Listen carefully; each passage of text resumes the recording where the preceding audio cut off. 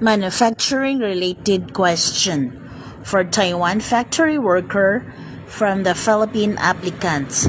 What is PCB mean in electronics? A.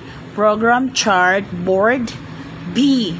Panel cut based. C. Printed circuit board. So what is the correct answer?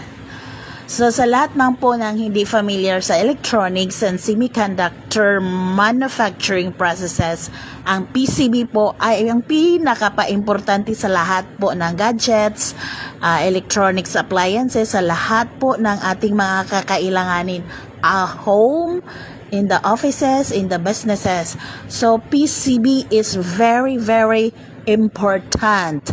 Nasa board mo, nasa appliances mo, nasa cellphone mo, yan po ay ang PCB talaga ang nagwo-work sa lahat ng electronics, gadget, appliances, etc. etc. So ano po yung meaning?